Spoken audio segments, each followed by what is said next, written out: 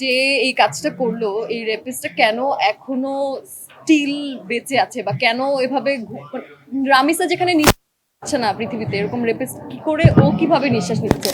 রামিসার এই কথাটা শুনলে না মানে এটা খুব বাজে একটা জিনিস। আমি আমি কথা বলতে পারবো না ব্যাপার না। আমি লিটারালি আমি 2-3 দিন ঘুমাতে পারি না। ফেসবুক আনইনস্টল করে দিয়েছি এই ঘটনার জন্য। এটা আমি এখনো জানি না কেন যে এই কাজটা করলো, এই রেপিস্টটা কেন এখনো স্টিল বেঁচে আছে বা কেন এভাবে রামিসা যেখানে নিচ্ছে না পৃথিবীতে, এরকম রেপিস্ট কি করে ও কিভাবে নিঃশ্বাস নিচ্ছে?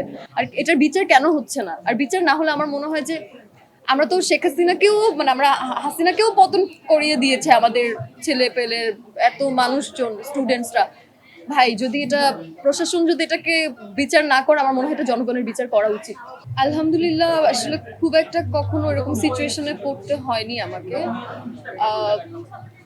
মেবি বিকজ অফ মাই মা। আমার মা আমাকে খুব মনে হয় সবার মাই আগলে বড় করে, এটা বলা অবশ্যই ভুল হবে, বাট এরকম কোনো সিচুয়েশনে পড়তে হয়নি। তারপরে স্কুল লাইফের কিছু ছোট ছোট ঘটনা, অনেক মানুষের কুনজর বাজে ভাবে তাকানো, এটা এটা ফিল করতাম। এতটুকুই হয়েছে আর কিছু।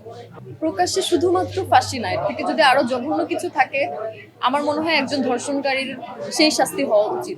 আমি আমি আসলে জানি না, আমি তো এত কিছু বুঝি না, কিন্তু কেন বিচার হচ্ছে না, এত সময় কেন লাগছে, এটা আমাদের প্রশাসন ভালো জানবে।